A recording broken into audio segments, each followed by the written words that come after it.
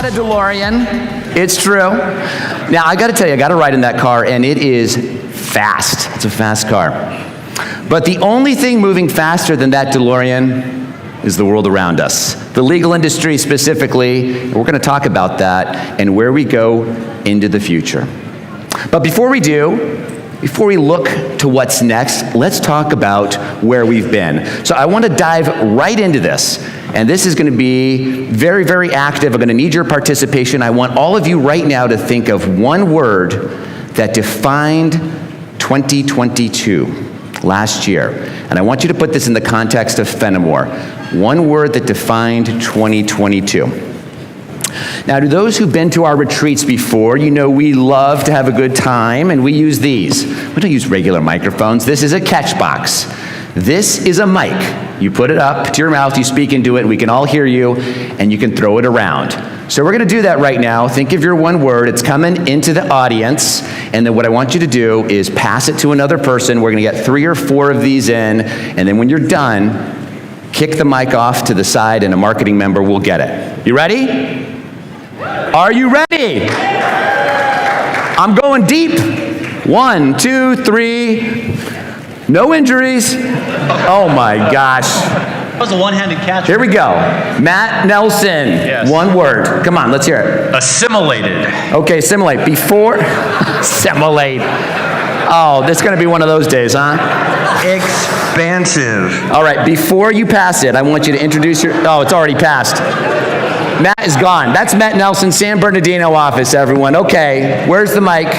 Where's the mic? Who's got it? Hand up, someone who's, all right, stand up. I'm blinded by the lights. Introduce yourself. Hello, everybody. Miguel Saldana from the Oakland office. All right, Miguel. It actually landed on Daniel Arana, but he handed it to me. My word would be merger. Emerging? Merger. Oh, merger. Okay, emerging and a merger. Very good. I like it. Assimilate, merger. Throw it around. Here we go. We're meeting people. Oh my, don't break that chandelier. Miguel, that chandelier is a registered historical item. Please. Cost us another $500,000 for it. Who's got it? Yay. Oh my goodness. Jay Kramer. All right. God, I'm just leaving right now. All right. Jay, tell everyone what you do and what office you're in. I'm in the Phoenix office. I'm a real estate lawyer. Okay, what's your word, Jay? Energy. Energy. I like that. All right, Jay delivers. One more. Give it a good toss, Jay. Thank you. Other side. Here we go. All right, name? Bob Comer, Denver. Markets. Marcus. Markets. Markets. Markets. Pick your Okay. thing, Marcus. That's your new name, James. I know, this is going to be a long one. All right, give it up for everyone. Mics to the side.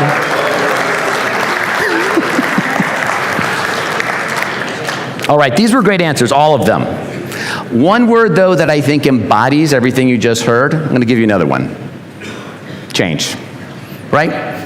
We've seen lots and lots of change, and it's going at almost a breakneck pace. We're going to talk about what this means and how we got there, but I want to just pause for a second and recognize some success we've had. For those of you who came to our all-hands meeting where we had 300 people online, we actually maxed out the Zoom account, so not all of you saw it. Some of you joined since then. So I'm going to go over the end result right now because it's so good. For the second year in a row, I am very pleased to announce that in 2022, Fennemore was the #1 fastest growing law firm in the United States, #1 for retention in our markets, and #1 for job satisfaction. And that is a credit to all of you. Give yourselves a round of applause.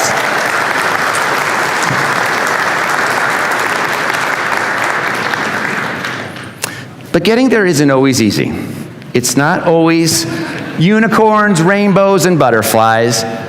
There can be some challenges involved. And I'm sure at some step in the journey, you probably felt like this guy on the screen here. Does anyone know who this is? I heard Harry Potter. Ed Sheeran.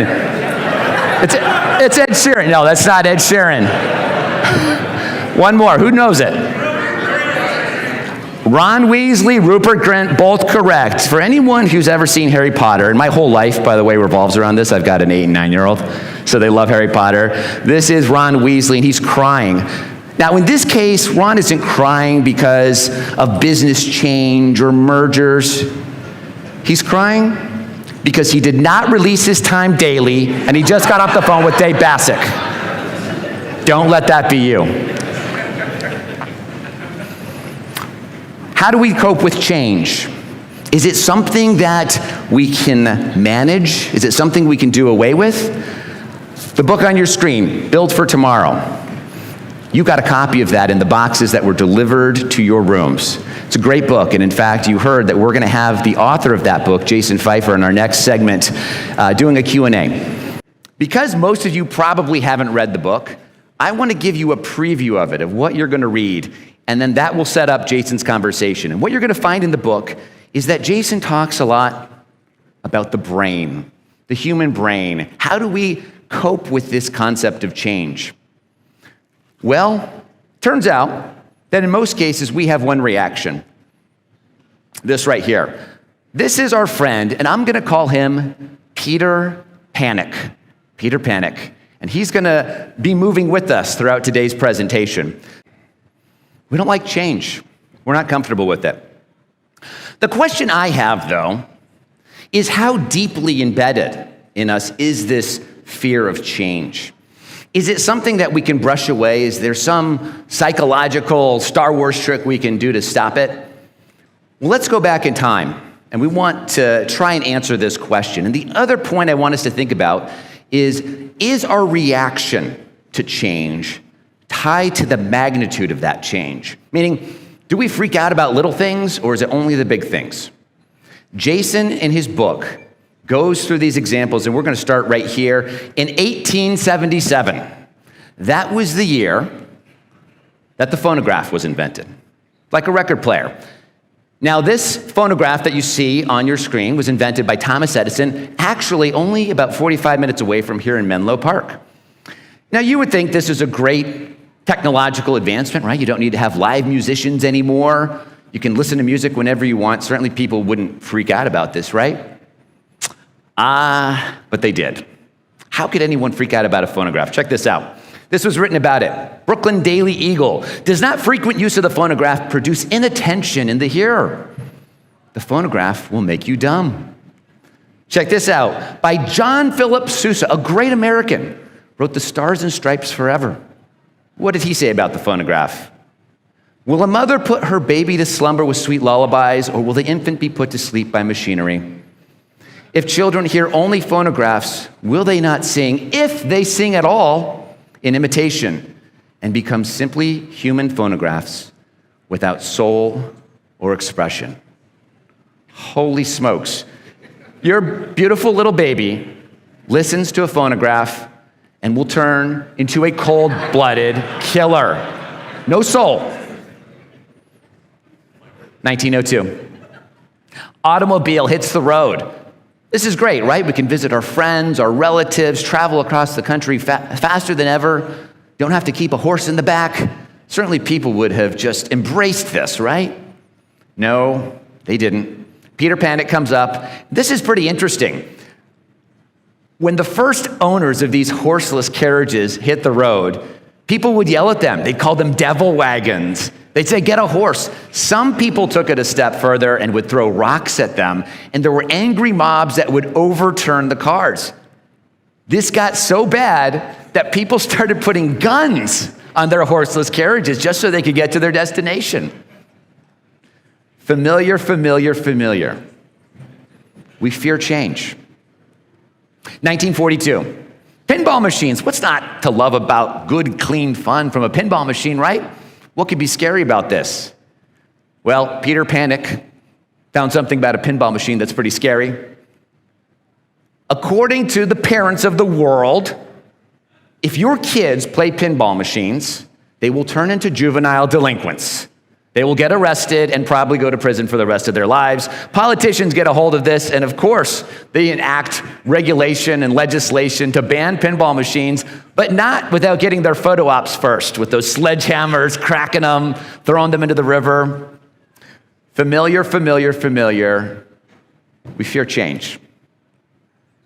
Certainly, we've evolved as a society, though, right? We've gotten to the point now where we don't have those reactions. Well, you all saw 2 weeks ago a little demonstration of our friend ChatGPT. I've got to admit, I don't know how you felt, but I felt a little bit like Peter Panic myself, seeing how it's basically doing a lot of the things that we can do. And it's probably going to come as no surprise to you that since our meeting, we've already had multiple legal companies that have said they're going to utilize that technology to do the first draft of pleadings, of motions, of contracts. This is happening, and it's happening quickly.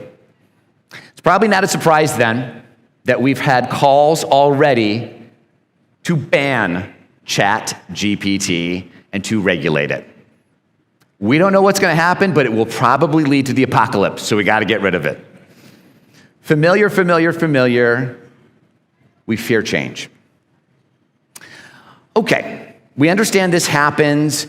But now let's go deeper into the rabbit hole to understand, how do we stop this? How deeply embedded in our DNA is it? Well, it turns out pretty deeply embedded. If you go back and look to ancient times under the biological hypothesis, part of the reason we fear change is because when we were cavemen and cavewomen and we wanted to go to new tribes or hang out in a new cave somewhere, if we did that, odds are we'd be eaten by a giant bear or lion or some sort of terrible creature that would tear us apart. So we learned very quickly, change is bad. There's also what I would just call the rose-colored glasses effect. There are fancy names for it, the fading affect bias. But really what this says is, look, bring back the good old days.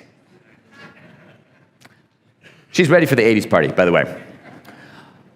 Academics have looked at this, and it turns out that every generation has said that the past generation was a better one. And this goes all the way back to ancient Mesopotamia, and we know objectively that couldn't be true, right? Back then, people were living into their 30s, more animals coming after them, yet we have this preference for the familiar. Next reason. This one's going to be a little more interactive. I want to do a little experiment in front of all of you. Now, for the sake of time, we had our marketing team select a few volunteers who were voluntold that they're coming on stage. Introduce yourselves, please, who you are, what you do, office you're in. Hello, everybody. I'm Mario Vasta in the Phoenix office. I do business litigation with an emphasis on trademarks and water rights. All right. Moving on down. I'm Heidi Imsand. I'm in the Oakland office in the Trust and Estates group. Hi, I'm Rich Streitzer. I'm in the Las Vegas office, and I do labor and employment and general commercial lit. John McHugh, Denver office, business litigation. I'm the managing partner of the office. Therese Shanks, Reno office, appellate litigation and business litigation. All right, now I know everyone's nervous. For those of you who don't know, John McHugh last year came on stage dressed as Darth Vader. Did a good job too. All right, here's what we're gonna do, visual perception test.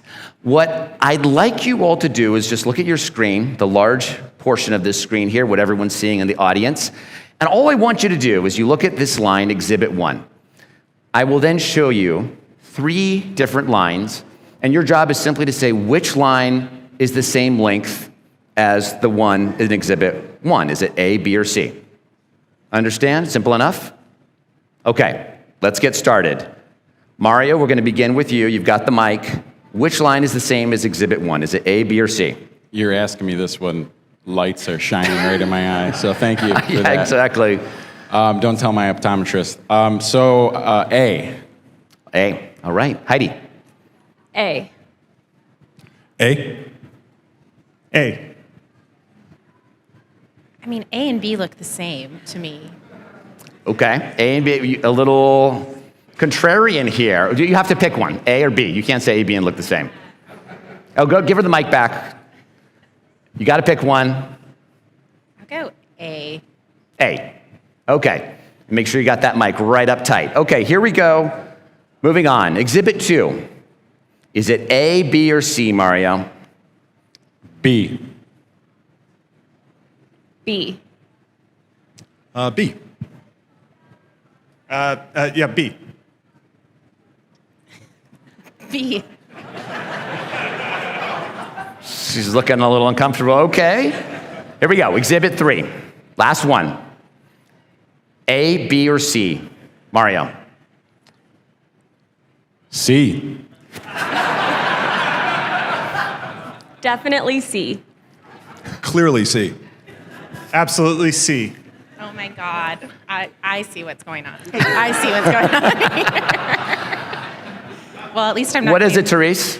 It's probably A, but A. I don't know. I did. Okay. All right. I want the 4 of you off the stage. Therese, you're staying. All right, you got me. You got me. Those were not truthful answers we had on the screen. Maybe George Santos' truth, but okay. Therese, how did you feel as you were looking at this and people started saying answers that were different than was in your mind? well, as my husband will tell you, I have terrible visual perception. So I was like, well, I mean, maybe. But all right. yeah, by the end, it was pretty obvious. All right. So did you think in your mind, like, when you had that moment, like, what do I say? Because you gave us the same answer as the other people 2 times. Like, were you like, I'm on stage? What, like, what's going through your mind at that point? Well, I don't know. I thought maybe they were correct because the A and B did look the same to me. And you told me I had to pick one, so I just picked the one that everyone else picked. All right. Well, here's my request. Don't quit and don't hate me. Everyone, give it up for Therese. We got a little something for you to say thank you. You can take that over there. Stay or should I go now? I lose a lot of friends through these things. It happens. What does this ASH experiment show us? What it shows us is that whether we're in a clinical experiment or whether we're in the business world, we don't like being outliers. Makes us uncomfortable, right? We don't want to deviate too far from the pack. It makes us question our own judgment, and we feel uncomfortable if we're the ones standing here. But if we're going to succeed and we're going to lead the pack, by definition, we have to do things that other firms and other practices are not. And that's going to lead to discomfort among all of us. The first question I always get when we have a new initiative is, how many other firms are doing it? How many other firms are doing it? Well, oftentimes we will do the same thing, but we need to do other types of things, and it will make us uncomfortable. Well, what do we do about this? We've established this fear of change exists. We established it happens with big and small matters, and we've established that it's really hard to shake. Are there strategies? Well, yes, there are. In Build for Tomorrow, you're going to read about one of these strategies called the Bridge of Familiarity. The Bridge of Familiarity. What is it? At its core, it says, we are not what we do, we are why we do it. We are not what we do, we are why we do it. Now, that may sound familiar to some of you. Our first firm book, almost 5 years ago now, was Start With Why by Simon Sinek, and that was a theme that cut through that book. We're going to take that to the next level now, and we're going to do it with a bit of an experiment. But before we do, I want to just give you the underpinnings of this theory. And basically what it says is when you look at actual tasks and the activities that we engage in, they may seem very different. But if you look at the underlying motivation, that's familiar, and we like familiar. Let's put it to the test. You all are going to partner up with someone, pick someone next to you, and I want it to be, if possible, someone you don't know, someone you haven't worked with. So look around, pick someone, and you're going to take turns. You're going to take turns asking a question. Don't jump into it yet. I'm glad you're excited. Hold on. Hold on. Hold on. Let's dim the lights, please. Everyone, you don't even know what you're doing. Oh my gosh. You don't even know what you're doing and you're off to the races. Hold on. You're gonna ask a question, and the last person talking here is gonna be the first volunteer on stage. That'll get you. Okay. You're gonna ask a question. What do you do? And you're gonna ask that question to your partner 3 times. Each time, if you're being asked the question, you have to answer with a different response. Can't say the same thing. And I want you to focus on, in the first one, tasks, skills, and then what fuels you. Before you go, I'm gonna give you an example, because lawyers love examples. I want Cheryl Mostrom Cecil, Chief People Officer, to come on down, and we're gonna do this live. All right, hey Cheryl. All right, introduce yourself to everyone. Hi everyone, I'm Cheryl Mostrom Cecil, and boy, those lights are bright. I'm the Chief People Officer here at the firm. I have the privilege of working with you all amazing people on people operations, human resources, and pretty much anything related to people falls in my purview. All right, Cheryl, first, take that mic, set it on your chin so everyone can hear you. Okay, Gotcha. Better? I'm gonna ask you 3 questions. First, Cheryl, what do you do? What do I do? Well, let's see. We hire, onboard, work on compensation, work on benefits, work on HR issues. Some of you have brought to me all kinds of things. Yeah, we won't get into those HR issues. But Cheryl, what do you do? Let's see. I take my knowledge of business fundamentals and behavioral science and a little bit of psychology in order to serve the firm and the employees. Okay, great. So we have tasks, we have skills. Finally, Cheryl, what do you do? What do I do? So what brings me joy is when I get to help employees develop professionally and personally and help them thrive at the firm and reach their career potential at Fennemore. All right, everyone, give it up for Cheryl.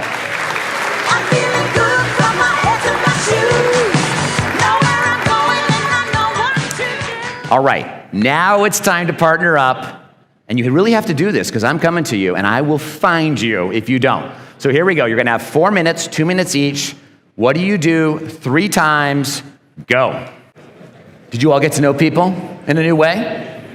Yeah? Did you get to know people? All right, well, let's find out. Victim number 1. I started on this side. I'm coming over here. I'm completely blinded, so I'm just gonna lob this up. I don't want anyone to lose an eye, so here we go. Oh my God. The only person not looking. Let that be a lesson to you. Exactly, they were talking. I found you. I was having so much fun talking to Chris. All right, okay, first of all, stand up. I want you to take that mic, put it right on your chin so we can hear you. Please introduce yourself. So I'm Susan Rosenfield from the Phoenix office. I'm an intellectual property lawyer. I'm chairperson of the IP group. And I guess I'm also chairperson of the pro bono committee. All right, and this time we're gonna get even closer, okay. Okay. How did you respond to these 3 questions with that mic on your chin? How'd you do it?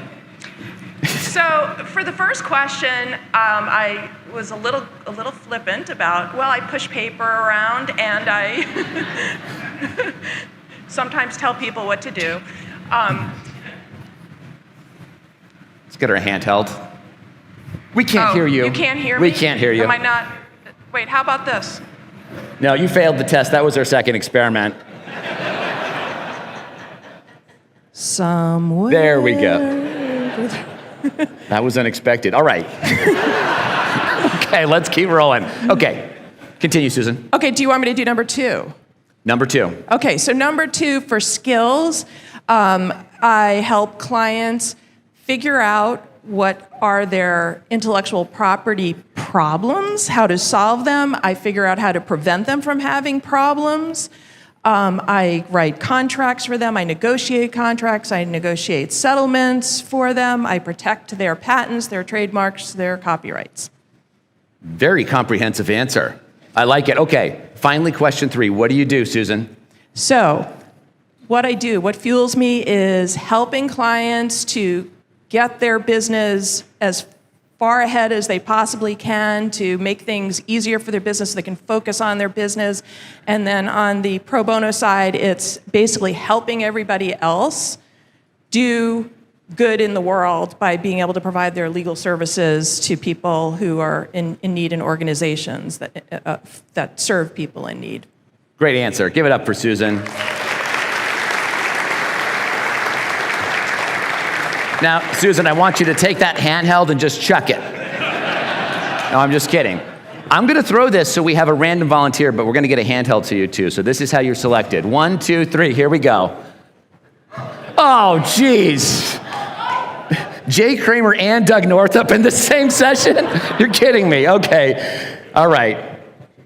Get him a handheld. Doug, please introduce yourself. I'm Doug Northup. I'm talking to Steve and Kramer. We realize we are the old guys here now. So I'm a business litigator with some emphasis on kind of high-stakes tort defense.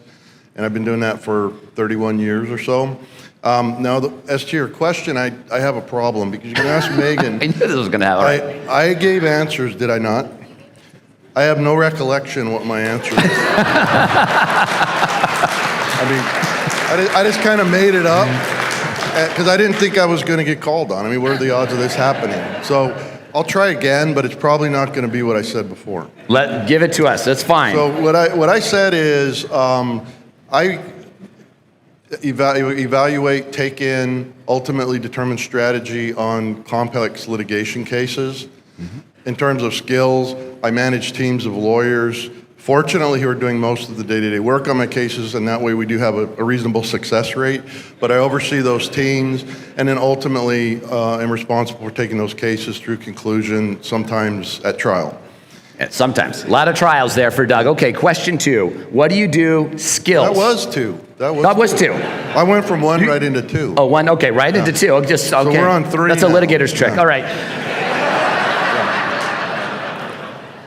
3. This 3 is the biggie. is I help my clients achieve success by either avoiding litigation, managing the risks of litigation, or when necessary, concluding it in an economically successful manner.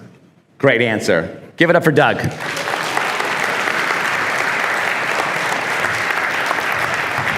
Last victim. Last victim. All right, everyone's looking away. That makes me just want to come to you. Okay, here we go. 1, 2, 3. Hi, Lob. Oh my gosh. Stand on up, please. Let's get a handheld over here. Introduce yourself, please. We'll get that mic on, Don, in the back. There we go. Hi, everybody. My name is Trish Milburn. We are a VIP from the Sacramento office. All right, from the Wagner Firm, one of our VIPs. You come to these, you never know what's going to happen, so here we go. All right. All right, so question 1. Trish, give us your answer. For tasks, I have the title of practice coordinator. So what that means to me is I help the flow of the firm so that my partners and staff can perform their jobs to the best of their abilities. Very good. Question 2. Skills are people.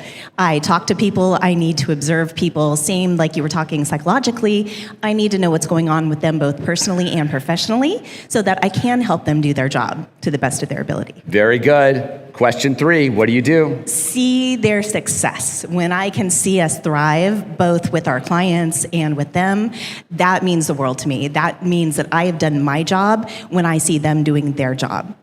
You just crushed it. Put everyone to shame. Well done. Not even with the firm, and look at that. Killed it. All right, why are we talking about the bridge of familiarity? Remember, it's that underlying motivation that can be the bridge. Let's see it in action. Maybe when you think about communication, something we talk about a lot and do as lawyers, you may think of writing a letter to someone with a pen, and you say, well, that's gone. Everyone's on their phones. They're just texting. Heads are buried in them constantly. And you may say, communication is dead. It's dead. But the bridge of familiarity says, we are not what we do. We are why we do it. So, if you look at that letter, the purpose is to convey information, to build relationships, to send a note, a heartfelt note to somebody. And that's exactly what, folks, sometimes, do on their phones as well, besides send emojis, right? There's an underlying purpose of that, and it's the same to connect with people. Let's look at another example here. When you think of community, maybe you think of Cleaverville on the left side of the screen, and then you look at it today, people in VR headsets, what are they doing? You say community is dead. There's no community. But if you think about this more, the reason people get together like we're doing now may be the same reason that Mr. Zuckerberg puts on those $10 billion VR glasses and talks to avatars. It's to build community. Maybe tanking Meta, but that's his way of doing it. We are not what we do, we are why we do it. But let's make this a little more concrete. Let's talk about Fennemore. When you leave today and you come back in, you are going to have sitting on your seats copies of our 2023 strategic plan. Now, this plan builds on what we had last year. A lot of the same pillars exist. And for those who weren't with the firm or those who forgot, they're on the screen. The pillars of Fennemore in our strategic plan are discipline, positioning, and agility. And we have 7 supporting strategies to get there, ranging from business fundamentals to focusing on analytics to diversity, equity, and inclusion. But cutting across all of these is a mantra. Sense, seek, seize. Sense, seek, seize. We sense what's happening in the marketplace. We seek out opportunities, and when we find the right ones, we grab them. When people ask me, how have we grown in the way that we have over the last 2 years, I come back to this. We sensed a change in the marketplace, a need for consolidation, a need to take on all the competitors in the world. We actively sought out the best opportunities, and when we found them, we seized them. Here's how we're going to do it now. I want you to look at your screen. What you see is Fennemore 2.5 years ago. 2.5 years ago. 6 offices, 3 states. We know what's happened over the last 2.5 years. We've taken over California. 9 offices up and down the state. Now, you may say, this is a lot of change. I can't even imagine more change in a law firm than what's on this screen. Well, if you're saying that, brace yourself. Because this is not Fennemore. What does Fennemore actually look like? It's this. You may not know it, but Fennemore currently has lawyers and legal professionals in 40 cities around the United States. 40 cities. These are people who are in offices and decided they wanted to move somewhere and work remotely full-time. They're also people that we found, talented legal professionals that have the cultural compatibility we look for, the economic compatibility and the practice compatibility. And they're helping us advance our goals and our clients' goals. But I can see, I know what you're thinking right now. You're like, holy, you know what right now? This is Fennemore?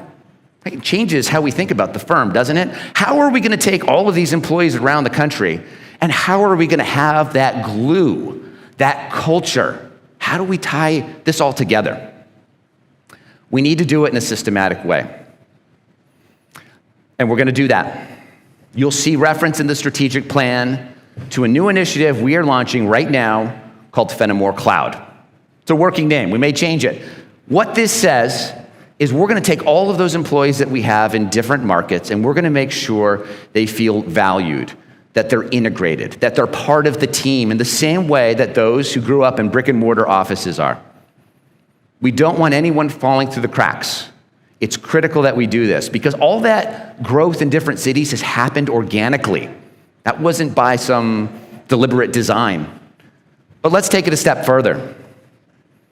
We see there's opportunity there. So we want to find the best people, again, that fit with our strategic goals that may not be in locations where we have physical offices. This doesn't mean we're going to be a virtual firm. We're not. But it does mean we're going to look for the best professionals wherever they are. Now, we have a lot of people working on this, including our C team, management committee, but we have a new face among you who's actually not in a location where we have an office, and he's going to help us with this initiative. I want to very briefly introduce Billy Greenlee. Billy, right up front. Hand her the mic, stand up, introduce yourself.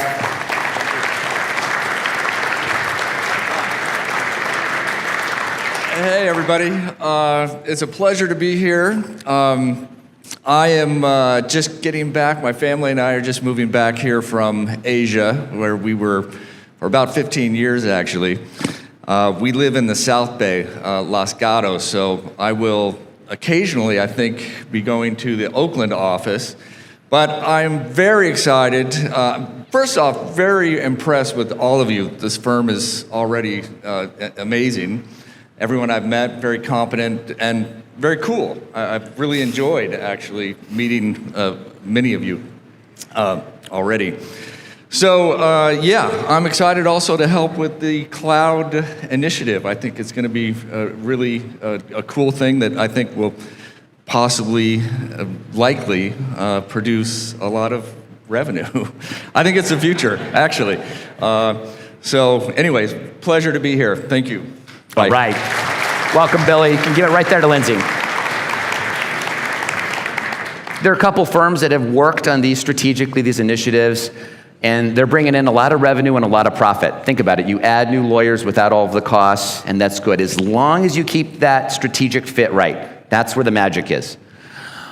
We talked about AI. Where's that going? We're all freaking out about it. What do we do? How do we handle this? How do we succeed in this world with all of the change? We're taking this head on too. Second initiative we're announcing today, Fennemore Labs, where people around you are thinking about these issues. How do we take defensive measures where we need to? But more importantly, how do we take proactive steps to get in front of other firms and other competitors? Helping us lead this initiative out of our Boston office, David McCarville. Let's get him a mic. Give us 2 minutes on it, David. Good morning, everybody. I'm fired up about this Fennemore Labs opportunity. First of all, how many of you have Gen Zer in your life? Anybody? Have you ever tried to call a Gen Zer? Like, this is an assault. You want to text them first, tell them you're going to call them, and then call them. So this is one of the challenges that we face as a law firm. It's demographics, right? People are communicating in different ways. We need to learn how to package and deliver legal services in different ways as well. Another challenge we have is the rules are changing. Growing up in Arizona in an Irish Catholic family, we'd go back to Iowa to see our cousins back there. Invariably, we'd get into competitions, and invariably it'd result in disputes and fights about what the rules were. Like, what are the proper rules to this card game or to this football game? Apparently, I'm not allowed to tackle everybody every play. They frowned on that. My sister explained to me that you can only tackle the person with the ball. So these rule changes, though, we started to call them Arizona rules, and we would tell our cousins, hey, we're playing Arizona rules right now. And Arizona rules are a real thing for us because Arizona adopted a change to Ethics Rule 5.4. Now you can have an alternative business structure in Arizona that combines technology providers with lawyers, and that gives them a strategic advantage. They can share in ownership, control, equity, profit with non-lawyers, and they are burgeoning. This follows Utah and Washington, D.C., and the United Kingdom have had this. So the rules have changed to our game, at least in Arizona, and we expect that to roll out across the country. So the rules are going to be changing across the country. The other thing is, have you ever played against a player who's just so much better than you at one thing? They're faster, they're more agile, whatever. That's another issue we're challenged with because these technologies like ChatGPT are better than us. They will get it right 100% of the time when it comes to a finite game where the rules are known, where you absolutely have no deviance from these rules. A machine will do it better than a person. What we do better as attorneys is we play an infinite game where we bring human creativity to the table and we help our clients with that. So the opportunities before us with Fennemore Labs are to use all of our tools and use the technology to communicate, package, and deliver legal services in a better way.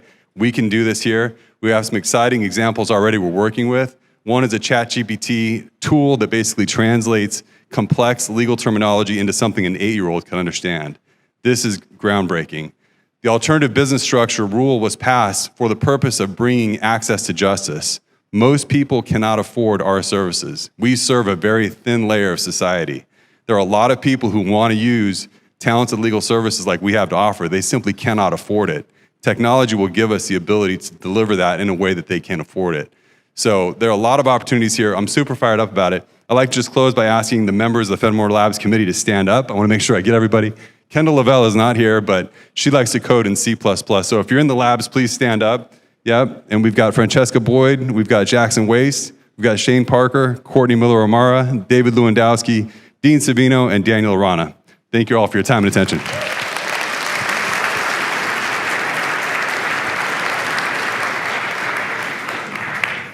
We are at a critical juncture in the legal world, and there will be winners and there will be losers. If we don't do what David and all of our lawyers here are working on right now, we could end up irrelevant. It's critical that we focus on this. I'm really excited about this. So thanks to all of you for doing that. People, this kind of ties in a little bit to that map we saw. If you think about Fennemore, it's the culture, it's the glue, it's events like this that keep us together. How are we going to do this in this new world? We've got a lot of competition. It's going to be fierce. We've got people all over the place. You're probably thinking, how do we hold this together? I thought this going back to 2020, the beginning of the pandemic. Everyone goes remote. A lot of us are remote now. How do we possibly keep the firm in the same strong position it's been in? We've worked on it really hard. And I'm happy to say now that going through 2020, 2021, and 2022, we continued, even in this world, to be at the top when it comes to retention.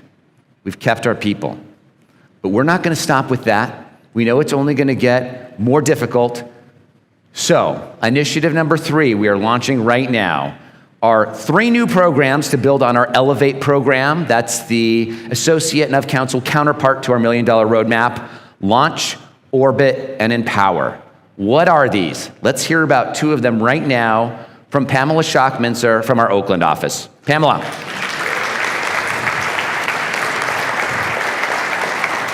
Thanks, James, and those lights are really bright. I'm, as James said, Pamela Mincer from the Oakland office. On behalf of everybody from all the Northern California offices, I hope you're having a phenomenal time in San Francisco. We love this city, and I hope you come to love it as much as we do. So as James said, we have a few new initiatives. Some of them are retooling initiatives that have been in progress, but this is to ensure that we continue to develop the level of excellence for attorneys that Fennemore is known for, to ensure that across all the offices, both brick and mortar and remote, that we are able to have attorneys who are really good at what they do, who have the skills and expertise to be called on by clients all over the world. So the first one is Launch. This is a program, an initiative for new associates. Think of it as associate onboardings on steroids. We're obviously going to be starting with the traditional onboarding with, computer, how to get into your computer, how to get into the building, how to put in your time, and the ever important HR meetings, benefits, retirement plans, things like that. So it starts with that. But then it goes a little deeper. We have workshops on firm culture and law firm basics, how to practice in a law firm. Launching your career. This is a start of a really exciting and important career. How to really be mindful about how to start your career. Law firm economics, something that we all do every day, but it's a good thing you don't learn this in law school. So law firm economics and deep dives into 3E, and including the bonus structure, how to motivate associates to be successful. Also, successful mentor and mentee relationships, how to get the most out of that. Ethics and conflicts, very important. Business development and marketing, and all of these with elements of team building. So that's for new associates. For the new directors, the new income directors, and the new income directors, and I'd like you guys to stand up. Will the new income directors stand up? Where are you guys? There you go. Congratulations.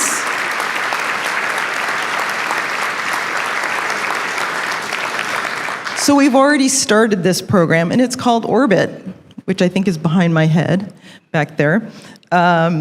It starts with, and James has already done this, and it was great, firm governance and culture with a little bit of an overview of director compensation.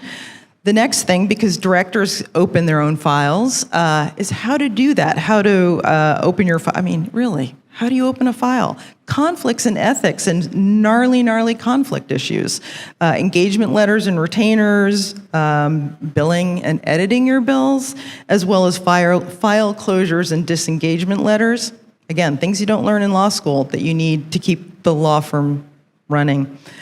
Finance for directors and 3E for directors. And what do all those reports you're going to be receiving mean? What do they do? What can you get out of that? Again, as a new director, how to mentor, how to train associates, how to manage projects, and how to become a leader in the firm. Business development, and Lindsay will be helping me with that, and the tools and support that new directors have, as well as a very deep dive. We'll do a very deep dive into director compensation. Again, all with elements of team building and developing strong relationships within the firm. So that's it. Any questions? Come by and say hi. All right, give it up for Pamela.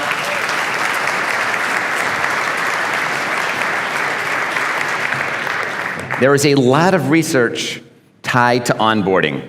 If you do that right, people are more productive, they stay at companies longer, so we're really thrilled to have Pamela leading that. Next, it's important that we learn from one another. And one of our combination partners, Wendell Rosen, was a leader when it comes to the green movement. Now, some of you may be saying, Fennemore Green, what is that? I just want to know, Fennemore Green does not mean Fennemore Ganja. I know some of you are thinking that. I'm not going to call you out. This is sustainability. Here to help us with this initiative is Todd Karchner. Give it up for Todd.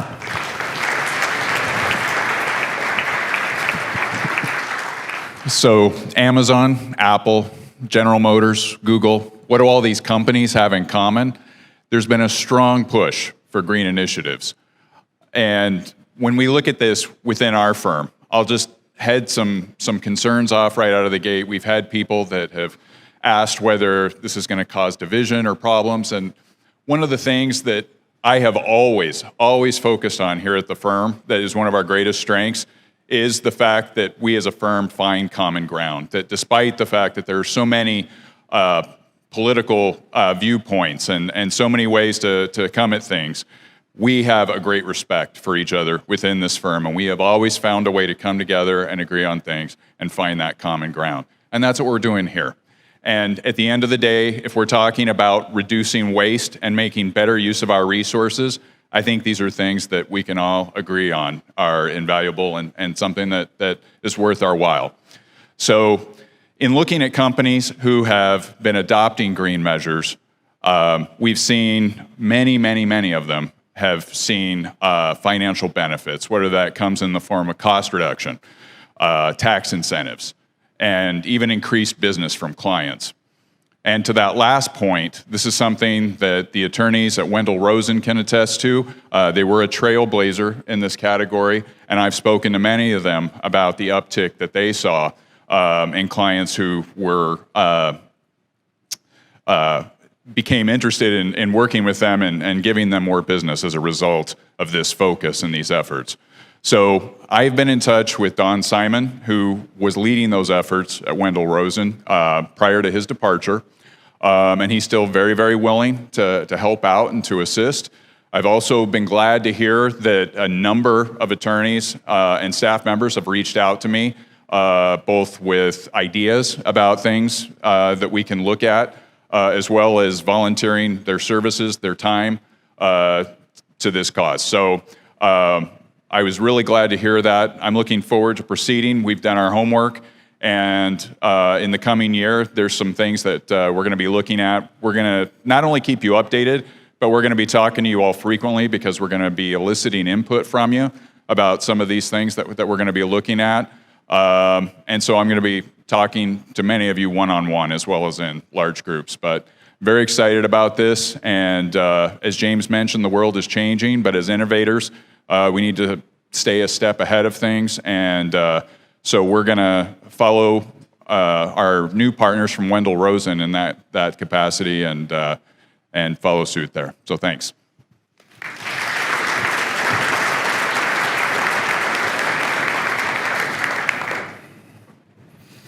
All right. You can't have a Back to the Future themed retreat without talking about the gentlemen on your screen, Christopher Lloyd and Michael J. Fox, obviously key characters in the trilogy. Christopher Lloyd and Michael J. Fox met on the stage of Back to the Future in 1984. Didn't know each other before then. They were coworkers. But over the course of the years ahead and the movies they did together, they became more than coworkers. They became friends. Michael J. Fox is someone who's been through a lot of change. And he took that relationship that he built with Christopher Lloyd far beyond work. And it got me thinking, we're coworkers. Look around this room. A lot of people we don't know very well. My hope is that the relationships we build this weekend and when we leave the palace and we go into matters will extend beyond work, the deals we do, the trials we're on. I hope that you build connections that will lead us to go through life's milestones together. The births, the celebrations, and the hardest moments.